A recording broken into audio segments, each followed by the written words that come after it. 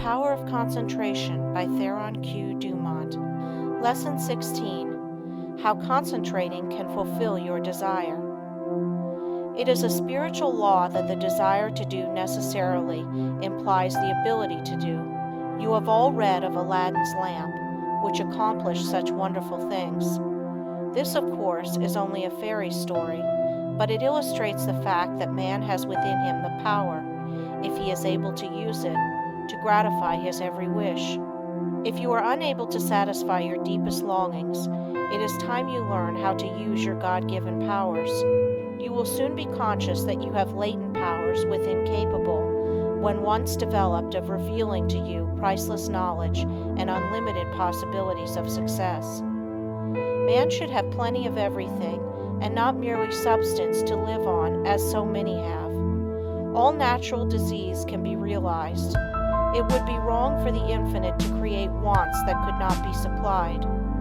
Man's very soul is in his power to think, and it therefore is the essence of all created things.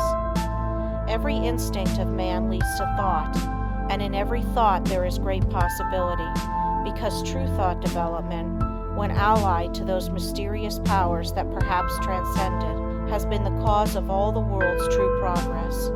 In the silence we become conscious of that something which transcends thought and which uses thought as a medium for expression. Many have glimpses of that something, but few ever reach the state where the mind is steady enough to fathom these depths.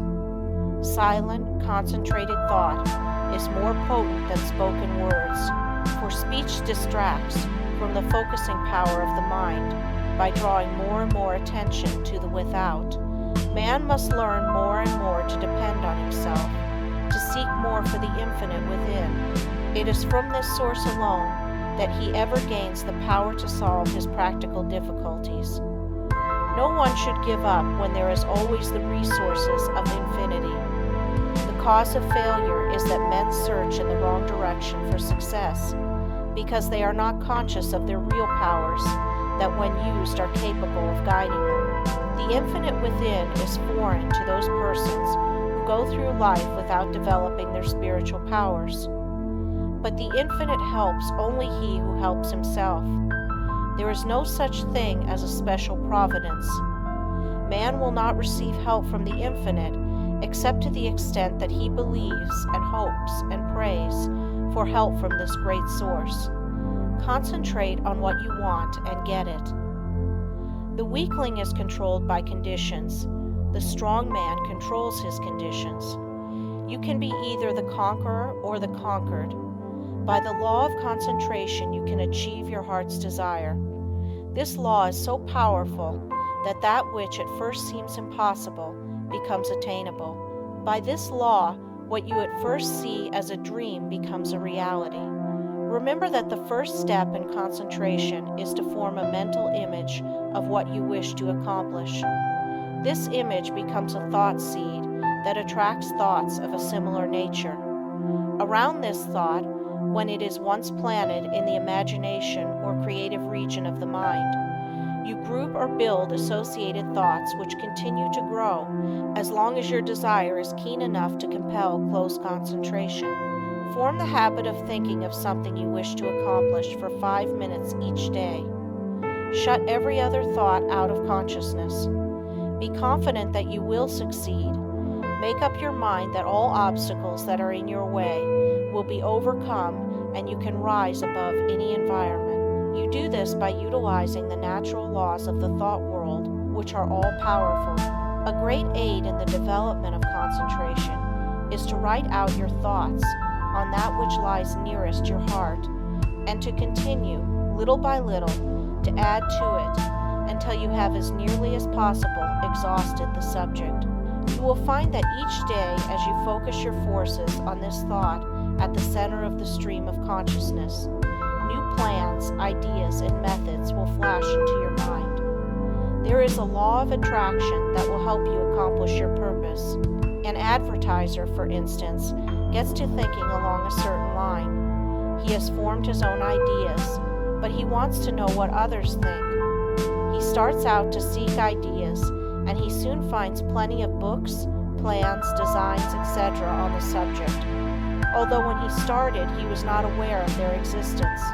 The same thing is true in all lines. We can attract those things that will help us. Very often we seem to receive help in a miraculous way. It may be slow in coming, but once the silent, unseen forces are put into operation, they will bring results so long as we do our part.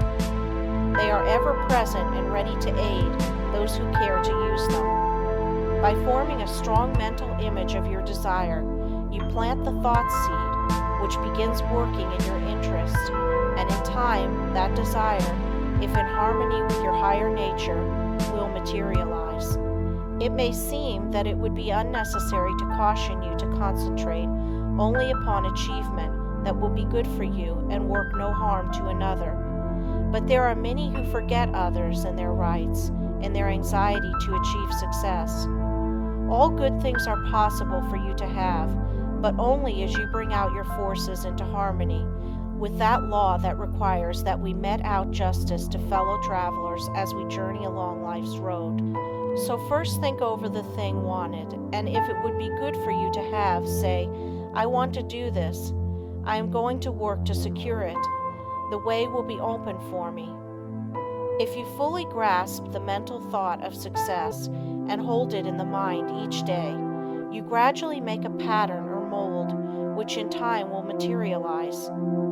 But by all means, keep free from doubt and fear, the destructive forces. Never allow these to become associated with your thoughts.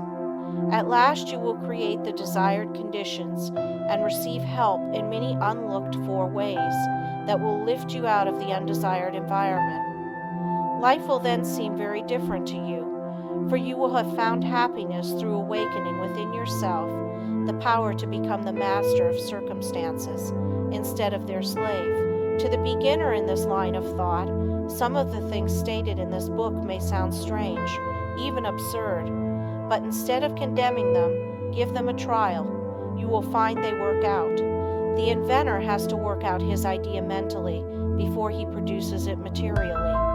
The architect first sees the mental picture of the house he is to plan, and from this works out the one we see. Every object, every enterprise, must first be mentally created. I know a man that started in business with 13 cents and not a dollar's worth of credit. In 10 years, he has built up a large and profitable business. He attributes his success to two things: belief that he would succeed and hard work. There were times when it did not look like he could weather the storm. He was being pressed by his creditors who considered him bankrupt. They would have taken 50 cents on the dollar for his notes and considered themselves lucky. But by keeping up a bold front, he got an extension of time when needed. When absolutely necessary for him to raise a certain sum at a certain time, he always did it. When he had heavy bills to meet, he would make up his mind that certain people that owed him would pay by a certain date, and they always did. Sometimes he would not receive their check until the last mail of the day of the extension, and I have known him to send out a check with the prospect of receiving a check from one of his customers the following day.